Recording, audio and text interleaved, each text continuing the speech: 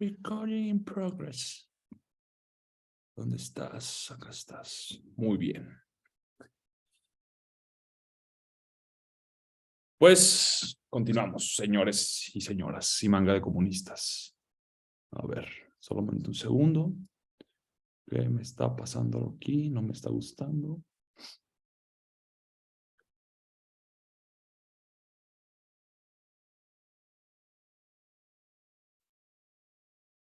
Bien, nuevamente, buenas noches, manga de comunistas, empobrecedores que lo llenan al jabón. Digo, aquí no hay de esos, porque si están aquí es porque están estudiando y los comunistas no estudian, nosotros sí. Muy bien, en este caso el versículo, me equivoqué, no es Juan, no es Santiago 4:8, lo dejé el del pasado, pero bueno, ahorita es Juan 1, del 1 al 3, 4. Dice, en el principio era el verbo, y el verbo era con Dios, y el verbo era con Dios. Este era en el principio con Dios. Todas las cosas por él fueron hechas, y sin él, nada de lo que ha sido hecho fue hecho. En él estaba la vida, y la vida era la luz de los hombres. Tengan un foco en esto que dice, ¿quién es el Logos? Cristo. ¿Y en quién está la vida? En Cristo está la vida. Y vamos a ver que es algo bastante científico.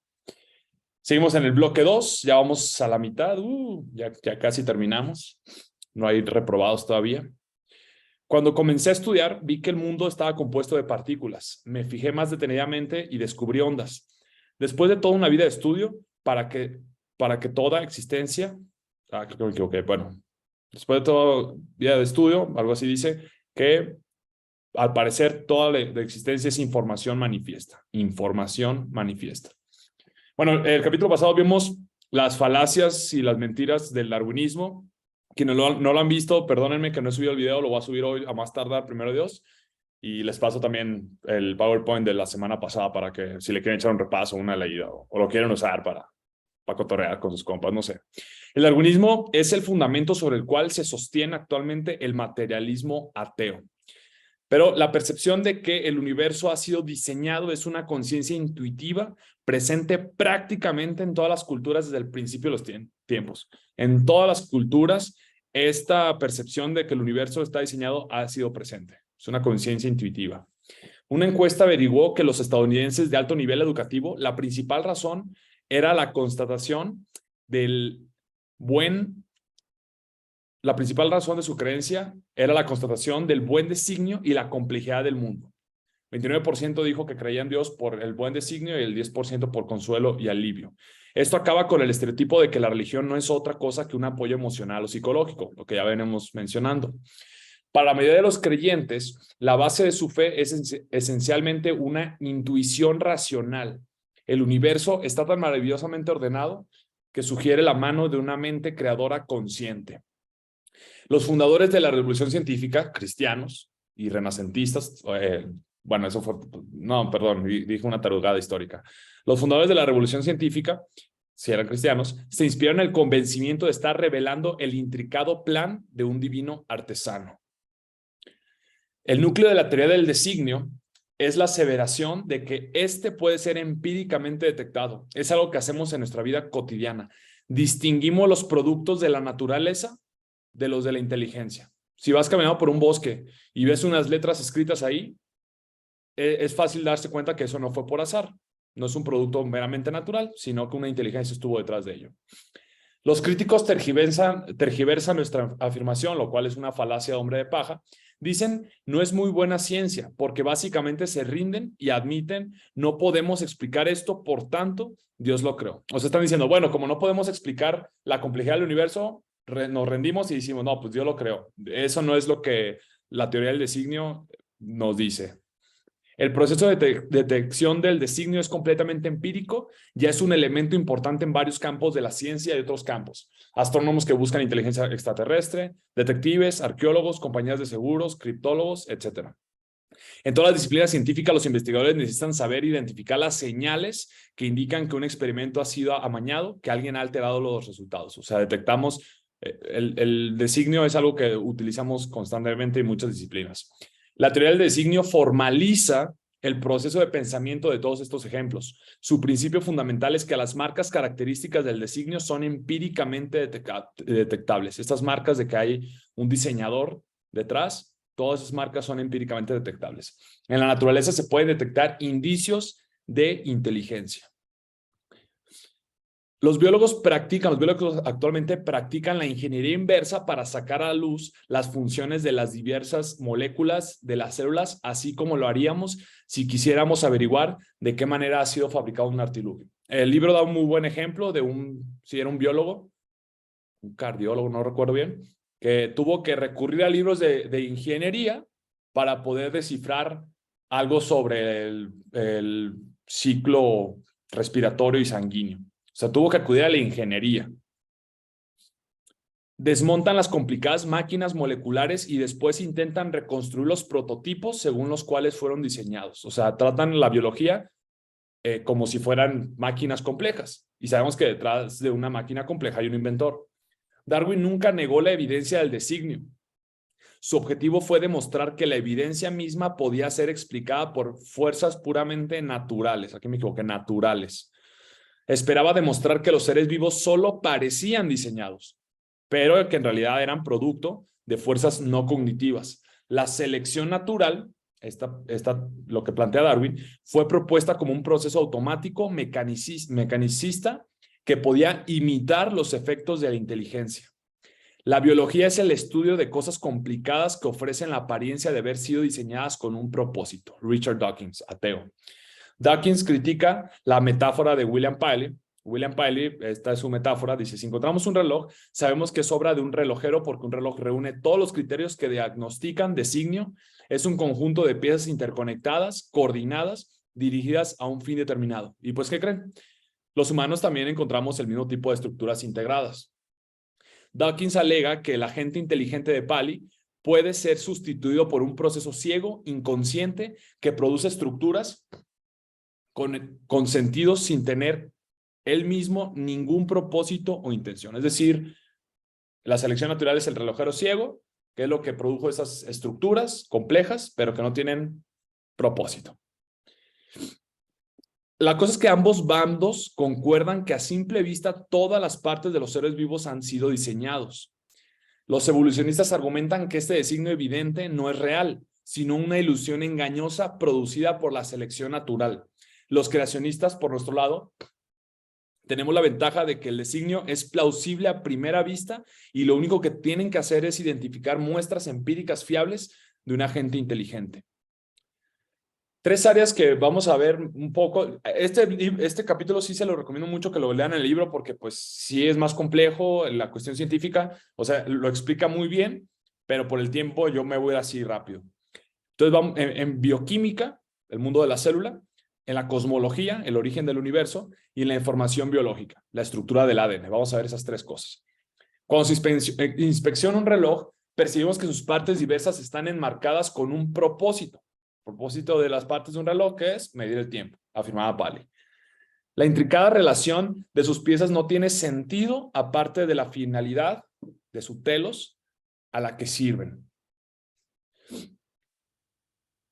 De aquí concluyó la inferencia que estimamos inevitable que el reloj debe haber tenido un hacedor que llevó a cabo su construcción y diseñó su uso. De mismo modo, los sistemas vivientes están compuestos de partes interconectadas, ordenadas para cumplir un propósito. También es razonable concluir que hay un hacedor, un creador. Paley aportó muchos ejemplos, algunos no muy bien apuntalados, con lo que su obra quedó finalmente desacreditada. Pero el eje de su razonamiento sigue teniendo mucha validez. El argumento fundamental de Paley en realidad nunca ha sido refutado. Michael Behe, bioquímico. En los tiempos de Darwin se pensaba que la célula era demasiado simple, pero hoy se sabe que se eriza con una maquinaria de alta tecnología mucho más compleja que cualquier diseño humano.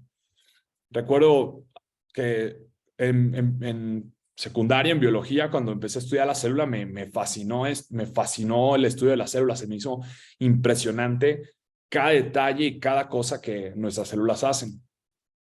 La naturaleza inventó la cadena de montaje miles de millones de años antes de que Henry Ford, Francis Crick, el que descubrió el ADN. Hoy los biólogos ni siquiera pueden describir la célula sin recurrir al lenguaje de las máquinas y la ingeniería. Y detrás de las máquinas hay un inventor, un maquinista, y detrás de la ingeniería pues hay ingenieros. La célula es como un modelo grande y complejo de red ferroviaria, con vías que se entrecruzan por doquier, con interruptores y señales perfectamente sincronizados para que los trenes no colisionen y la carga llegue a su destino exactamente cuando es necesario. Es en serio impresionante la célula. Un sistema de partes coordinadas y entrelazadas como este solo pueden funcionar, esto es clave. Un sistema de partes coordinadas y entrelazadas como este solo pueden funcionar una vez que estén colocadas en su sitio. O sea, todas las partes tienen que estar colocadas en su sitio para que puedan funcionar. Lo que significa que deben aparecer simultáneamente, de golpe, no mediante un proceso gradual, pieza por pieza, como la teoría de Darwin plantea. Esto también se le conoce como complejidad irreductible, el nivel mínimo de complejidad que debe estar presente antes que un sistema tan estrechamente trabado pueda siquiera funcionar. Es decir, los evolucionistas del darwinismo clásico sí decían, no, poco a poco ahí las células, las cosas se fueron desarrollando, pero acá vemos que no, que hay funciones que que hay partes que solamente podían funcionar, no si se añadía parte a parte, tenía que colocarse, pum, de golpe, toda la maquinaria de golpe. No es posible obtener una mejora progresiva de función añadiendo las piezas gradualmente una por una. Antes bien, todo el sistema tiene que estar montado desde el principio para funcionar eficazmente. Por ejemplo, el flagelo, ahorita vamos a ver una imagen, de una bacteria requiere de una docena de piezas hechas exactamente a la medida, intricadamente interconectadas que no pueden surgir por ningún proceso gradual. Es decir, todas esas 12 piezas, pum, tienen que ponerla de golpe, no gradualmente. En lugar de ello, las partes coordinadas deben aparecer en escena al mismo tiempo, combinadas y coordinadas según modelos precisos para que la máquina molecular pueda funcionar. Entonces aquí vemos el flagelo, parece un motor, completamente muy complejo, y todas esas piezas tuvieron que ser puestas de golpe, si no, no funciona. Más que otros motores, el flagelo se asemeja a una máquina diseñada por un ser humano, David de Rosier, biólogo.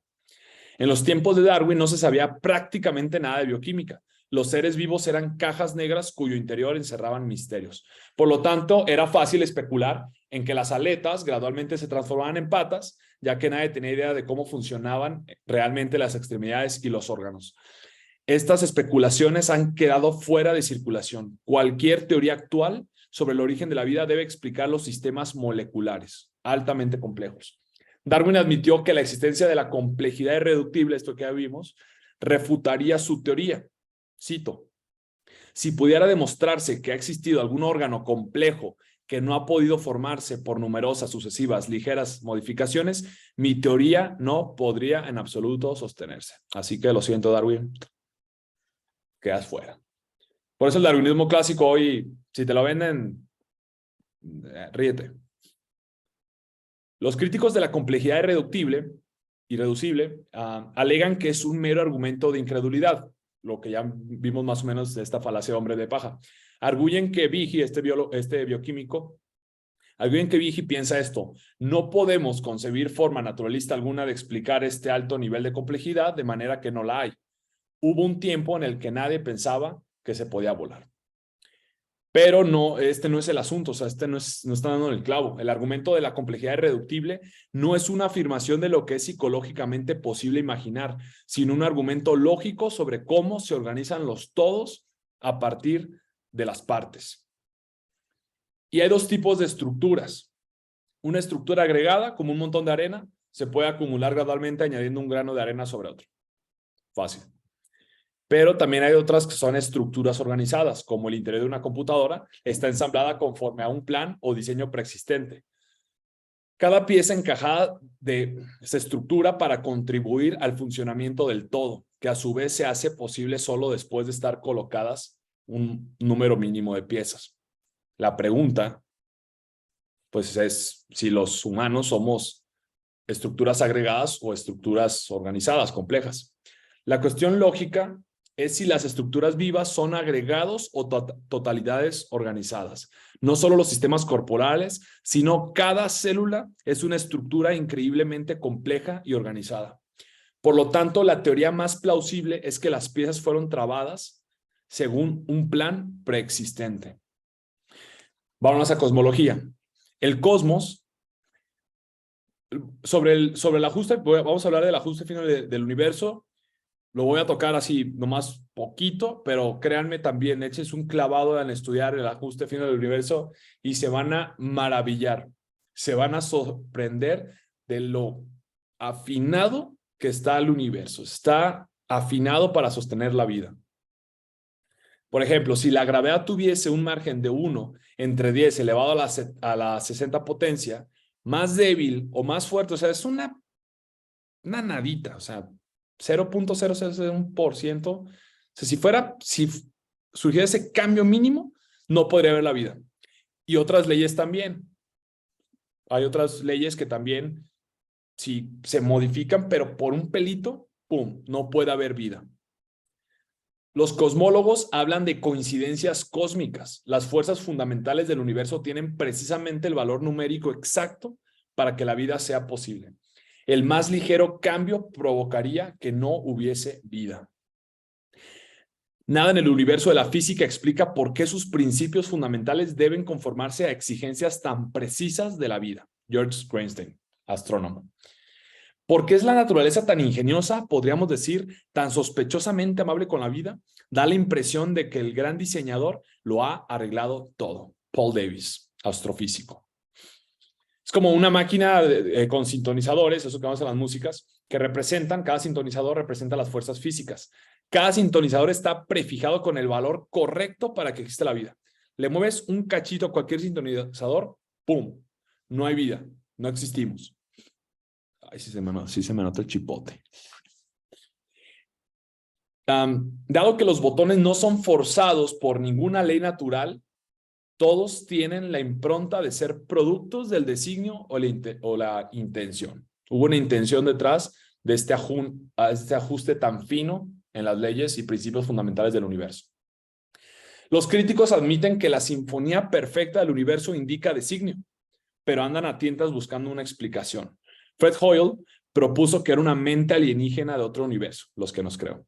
Pero eso simplemente avienta la pregunta para otro lado, o sea, solamente estás pateando la bomba para otro lado, porque la pregunta es, bueno, esa mente alienígena, ok, pues es vida, ¿no? Pero también hay propuestas cuasipanteístas, escuchen esta. Greenstein reprime el pensamiento de un diseñador y argumenta, haciendo una extrapolación de la mecánica cuántica, que el universo no pudo existir plenamente hasta que los humanos surgieron para observarlo. De modo que para llegar a ser plenamente real, el universo decidió evolucionar y adquirir conciencia humana. Pero bueno, los anticientíficos somos nosotros. El cosmos no existe a menos que sea observado, de modo que el universo provocó vida para poder existir. Fúmense esa. Y sáquenla para andar iguales. Otro intento de explicación es la hipótesis del multiverso y que tuvimos suerte de aparecer en uno de los universos que pudiera sostener vida. O sea, que hay un número infinito de universos y que nosotros estamos justo en el que hay vida. ¿Por qué creen que también ya Marvel y todos están metiendo este asunto? El arte es el barómetro de la sociedad. Entonces, digo, a mí me encantó todo esto del multiverso de Marvel, pero sé lo que hay de fondo. Pero también es una afirmación ridícula para empezar porque si hay una manera de hacer, o sea, lo explica mejor otro autor, pero si hay una forma de generar tantos universos, bueno, también tenemos que ver, pues, si hay algo tan complejo para diseñar algo tan complejo como tantos universos, pues también sería preguntarnos, pues, ¿de dónde viene eso? O sea, no soy el mejor en este tema, pero les mando esta información del WhatsApp que tocan más a detalle estos temas, si les interesa el ajuste final del universo y sus contrateorías. Estas teorías retorcidas son evidentes intentos desesperados por evitar la obviedad de la evidencia del designio. Romanos 1. Dios se le ha manifestado a todos. Su creación manifiesta su eterno poder y deidad. Todas las cosas manifiestan que hay un creador. Pero, ¿qué creen? Los hombres reprimen con injusticia la verdad. El ADN, me encanta esta parte. Les digo, lean el capítulo, nomás voy a dar un recorrido rápido. La analogía entre el lenguaje y el ADN es muy apropiada. La molécula ADN cuenta con 4 bases que funcionan como letras químicas, que se combinan en varias secuencias para deletrear mensajes. Lo voy a repetir. La molécula ADN cuenta con 4 bases que funcionan como letras químicas, que se combinan en varias secuencias para deletrear mensajes. Y aquí podemos aplicar la teoría de la información al ADN. Lo que ha sucedido, Richard Dawkins, ateo, dice, lo que ha sucedido es que la genética se ha convertido en una rama de la tecnología de la información. El origen de la vida es hoy reformulado como origen de la información biológica. ¿De dónde surgió la información biológica? ¿Cómo se obtiene información biológica altamente específica y compleja? Cuando llamamos un mensaje, lo que venía diciendo, estás en el bosque y ves un mensaje ahí, sí, quizá no sabes quién lo escribió, pero sabes que alguien lo escribió. Sabes que no fueron causas naturales los que, si tú ves tu nombre en el suelo, en el bosque, digo, qué miedo, pero dices, ok, no fue que las ramitas y los patitos, y bueno, no hay patos en el bosque, no sé, y que los pajaritos ahí se escribieron tu nombre por accidente, no. Sería alguien muy tonto para pensar en eso. Este tipo de razonamiento es intuitivo, natural a la mente humana. ¿Cómo aderezarlo de rigor lógico y empírico? Existen 3 tipos de eventos: los que ocurren por azar, por leyes, y por ley natural y por designio. Jacques Monod presentó la teoría darwinista como una acción recíproca entre azar, accidente, y necesidad, ley. La teoría del designio inteligente adopta el mismo esquema simplificado, pero añade una tercera categoría, el designio. ¿Qué categoría explica mejor el origen de la vida? Si el ADN está compuesto de letras químicas, si constituye un lenguaje, entonces la secuencia de dichas letras es la que hace posible la función biológica. Lo mismo que la secuencia en las letras de esta presentación hace que su mensaje sea inteligible. Es decir, nuestro ADN tiene letras que se van acomodando, se deletrea y así podemos funcionar los seres vivos. Igual, aquí esta presentación, el orden, la secuencia de las letras que estás viendo, pues hacen posible que este mensaje se entienda. ¿De qué manera podemos mejor explicar el origen de secuencias específicas complejas en el ADN? ¿Por azar, por ley o por designio? Si suponemos un número infinito de monos sentados frente a máquinas de escribir durante un tiempo ilimitado, finalmente escribirían las obras de Shakespeare. Esto era como una de las maneras fáciles de entender la evolución. Se hizo un experimento similar, no hubo ni un solo indicio de que sería posible. Darwin escribió que la vida surgió por interacciones químicas al azar, pero hoy los científicos han rechazado completamente las teorías basadas en el azar. Rechazado. Tuvo apogeo en los 50, 60 cuando lograron producir unos pocos compuestos orgánicos, pero vieron que era mucho más difícil crear grandes moléculas que son cruciales a la vida. No sé si a ustedes les tocó este experimento en secundaria, no sé, cuando llevaron química, que llenaban un envase de un montón de químicos y luego le ponían energía o, ¿sabe qué le echaban? Y ya después lo revisabas y habían algunas, no sé si proteínas o algunos compuestos orgánicos, pero era como, ok, sí, y para hacer vida necesitas moléculas mucho más complejas, pero mucho más complejas. Entonces, no es para nada significativo eso. El azar no produce ningún resultado biológico significativo. Si el núcleo de la vida radica en la información biológica, esto es lo mismo que podemos esperar porque el azar no produce información compleja. El azar no produce información compleja y acuérdense que hoy en día la genética es más bien la pregunta de la información biológica. ¿Dónde surge la información biológica? En vez de ordenar información, el azar lo desordena. Voy a dar un ejemplo. Digamos que tú, con los ojos cerrados, te pones a acomodar piezas de Scrabble. No sé si algunas jugaron ese juego de las letritas. Se ponen ahí a ponerlas, pum, pum, pum, al puro azar. Quizá en algún momento sí vas a poder hacer una letra como la o el, algo muy sencillo, pero conforme sigas haciéndolo al azar, vas a introducir errores en esa pequeña letra que en esa pequeña palabra que formaste, vas a introducir un error o una letra equivocada y vas a destruir la secuencia, se puede decir. Entonces, si alguna cadena corta de moléculas surgiera mediante procesos aleatorios en una tibia laguna, volvería rápidamente a fragmentarse, porque esos mismos procesos aleatorios seguirían insertando errores en el texto químico. La interacción aleatoria de sustancias químicas nunca producirían alguna composición biológica importante.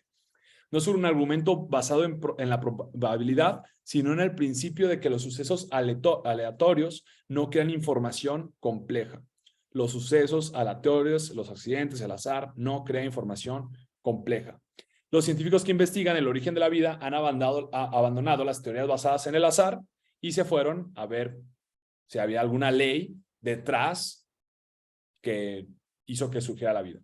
La postura más popular actualmente es que el origen de la vida puede ser explicado por alguna ley de la naturaleza. La vida surgió gracias a las fuerzas naturales dentro de los componentes de la propia materia. Alguna fuerza dentro de la materia predestinó los compuestos químicos capaces de alinearse en secuencias correctas para crear los elementos básicos de la vida.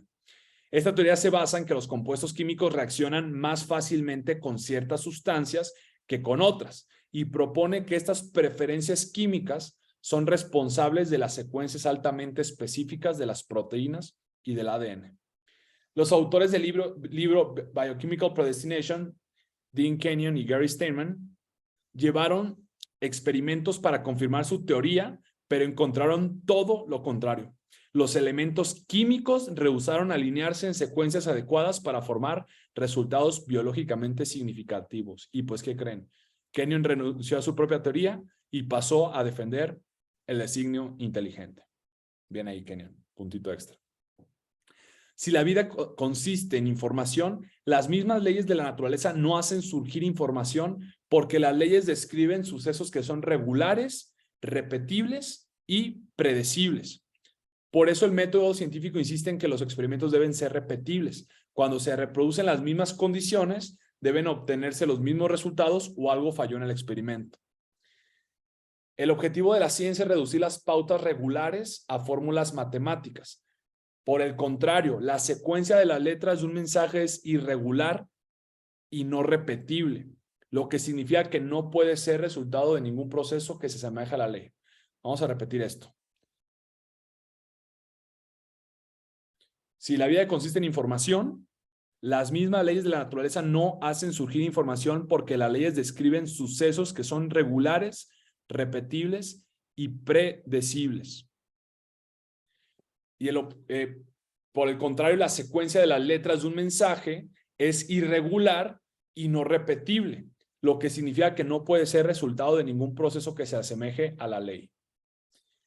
Si el alfabeto obedeciera alguna fórmula, solo se podrían formar unas pocas palabras y no se podría transmitir mucha información. Por eso el alfabeto funciona tan bien, no sigue fórmulas. Reglas solo les digo, en el español sí, generalmente después de la Q hay una U, algo así, pero en lo general no es como que el alfabeto español ya predestinado a seguir ciertas fórmulas. No, las podemos combinar prácticamente como queramos. Claro, después se hace una convención lingüística para darle significado a ciertas palabras.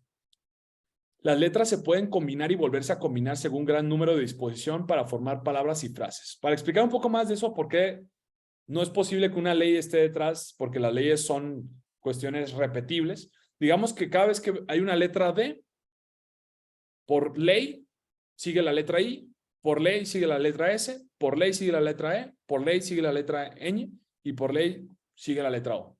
Entonces, cada vez que ves la letra D, sabes por consecuencia que va a formar esa palabra. Pero eso produciría muy poca información. Te podrías comunicar muy poco si hubiera fórmulas que predestinen un alfabeto. Pero no es así. Por eso podemos comunicarnos complejamente. En el código del ADN, si las letras químicas obedecieran alguna ley o fórmula, se alinearían automáticamente en solo unos pocos modelos repetidos. Almacenaría muy poca información biológica. Es lo mismo. El alfabeto del ADN, si siguiera fórmulas, como lo que dije, bueno, solamente podrías obtener muy pocos modelos repetidos, almacenarías muy poca información biológica. Pero sorpresa, cada célula del cuerpo contiene más información que 30 volúmenes de la Enciclopedia Británica. Esto es posible porque, con algunas excepciones, no hay leyes de atracción y repulsión química que obliguen a las letras a concatenarse de una manera correcta. O sea, no están predispuestas a siempre encajar de la misma manera. No hay ley. Si se descodificara una sección del ADN, no hay regla ni fórmula que determine qué sigue después. Las letras químicas tienen libertad para combinarse y recombinarse en una vasta variedad de secuencias. Cada letra es unida por un espinazo. No hay vínculos químicos que conecten una letra con la siguiente para formar una secuencia particular. El ADN es como las letras magnéticas que su hijo pega en el refrigerador. La fuerza magnética explica cómo se pegan las letras al refrigerador, pero no cómo se ordenan para deletrear "Te amo, papá". Steve Mayer. Otro intento ha sido la teoría de la complejidad, intentando arguir que hay fuerzas ascendentes que se autoorganizan en la materia. El problema es que los resultados tienen el mismo problema. Arrojan productos que se repiten una y otra vez, carecen de información importante. Y ya vimos cuánta información almacena cada célula. El rasgo distintivo del designio es una secuencia irregular que encaja en un modelo prescrito. Ahorita vamos a explicar más eso. Secuencia irregular que encaja en un modelo prescrito. La secuencia de letras y palabras que estoy leyendo transmiten información porque se ajustan al modelo prescrito por la lengua española. Es decir, mi comunicación, ustedes no saben exactamente qué voy a decir después. Se puede decir que es irregular. Es irregular, no es predecible. Es una secuencia regular, mi comunicación, que encaja en un modelo prescrito, en el español, en mi caso. La analogía más popular es el programa informático. El ADN es el software que hace operar la célula y la secuencia de sus bases, de sus letras, porta información del mismo modo que las secuencias 0 y 1 acarrean información en un código computacional. Podemos aplicar la teoría de la información en la biología. Esta teoría de la información nos anuncia que un mensaje es independiente del medio material utilizado para transmitirlo. ¿Qué significa esto?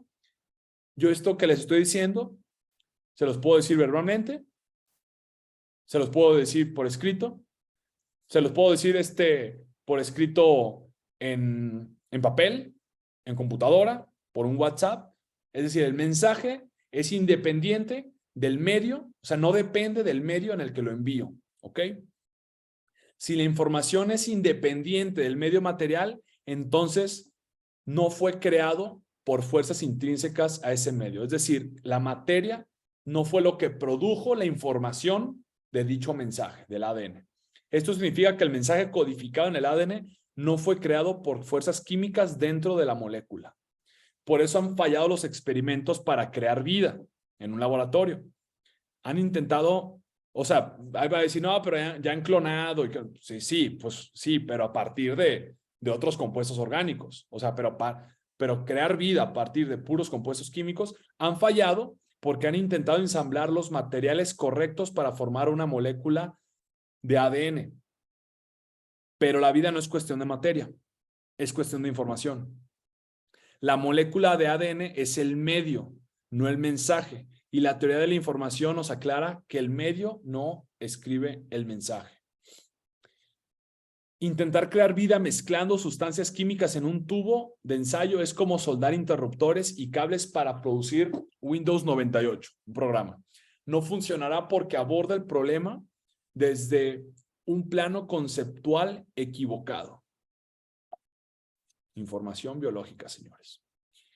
Crítica devastadora al naturalismo evolucionista. Propugnar que la materia hizo surgir la vida no solo es un error, es tratar de responder la cuestión desde el plano conceptual equivocado.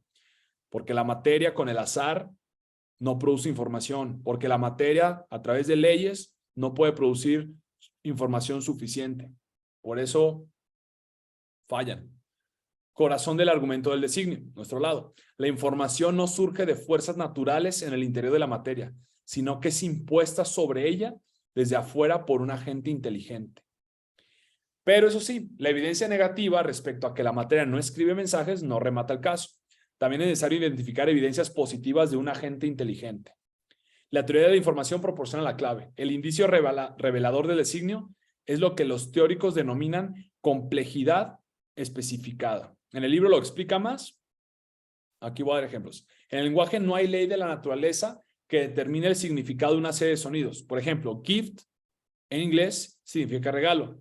En alemán, se me fue qué significa, pero significa otra cosa. La misma palabra, pero diferente significado. Porque no hay ley de la naturaleza que determine el significado de una serie de sonidos. Una lengua toma lo que de otro modo sería una secuencia arbitraria de sonidos y le confiere significado mediante una convención lingüística. ¿Quiénes hacen una convención lingüística? Seres inteligentes. ¿Ok? En el español, la palabra hola, arbitrariamente no significaría nada. Fue por una convención lingüística, tomamos la palabra hola y le damos el significado de saludo. De todas las combinaciones posibles de sonido, un idioma escoge solo unos pocos y les confiere significado. El código ADN es exactamente paralelo.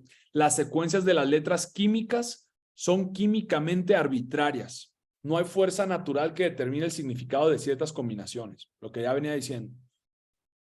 Tomamos letras, las juntamos, crean un sonido y les conferimos significado. ¿Ok?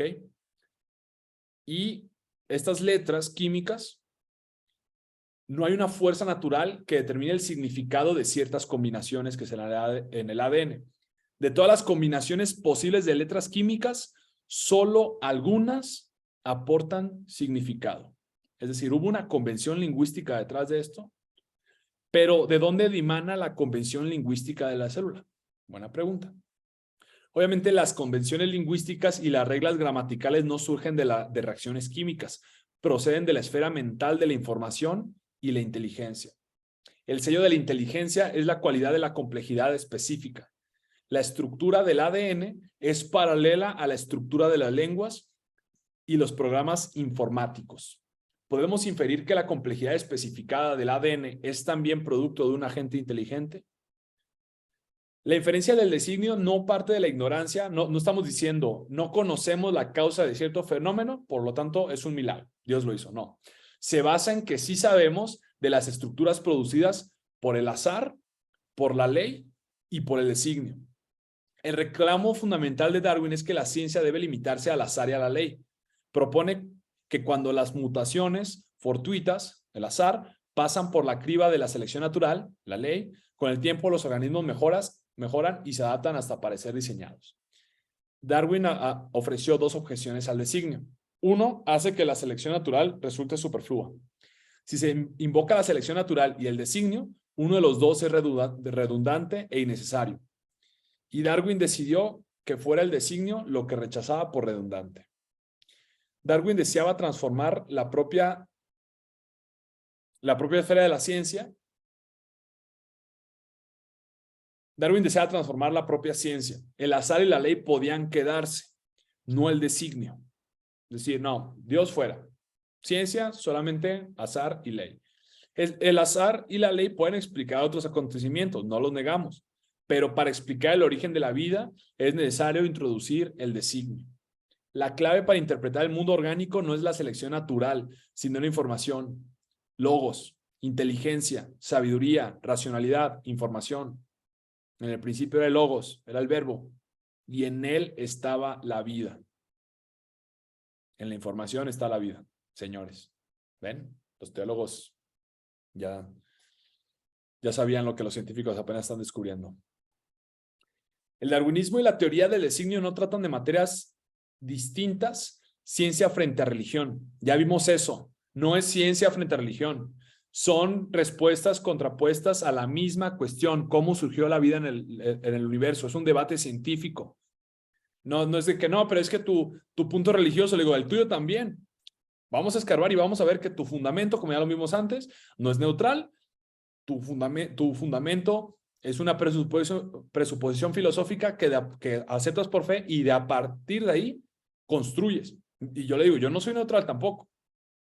Mi presuposición es el Dios trino de la Biblia, revelado en la creación y en las escrituras, y de ahí construyo.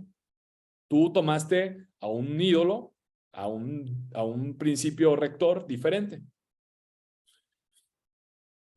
Ambas teorías apelan a datos científicos y al mismo tiempo ambas acarrean implicaciones filosóficas y religiosas más amplias. Pongo la foto de William Lane Craig y Sam Harris.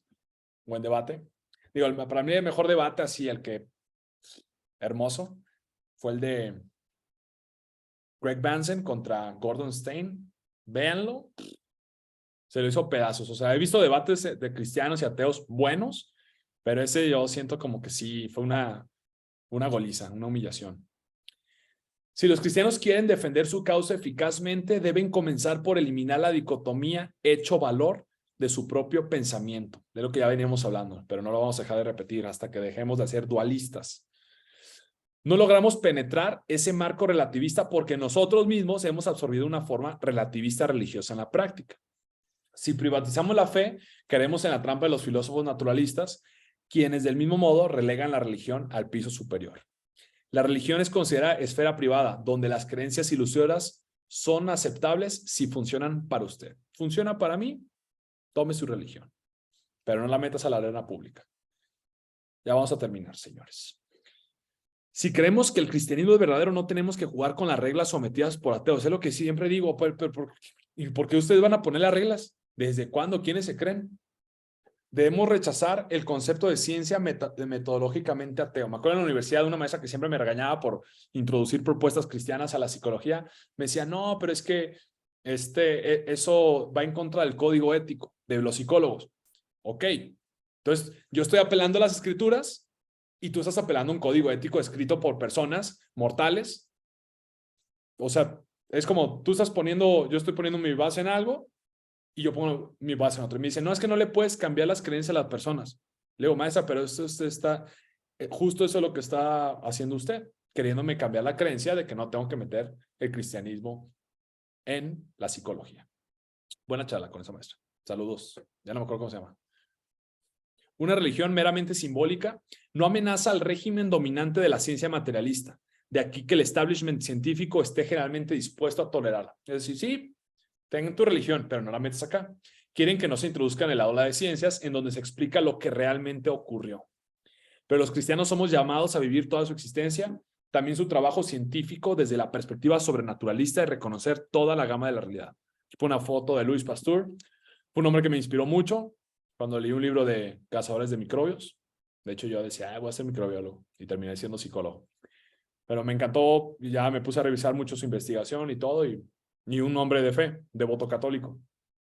La teoría del designio nos permite ver el cosmos a través del lente de una cosmovisión bíblica global.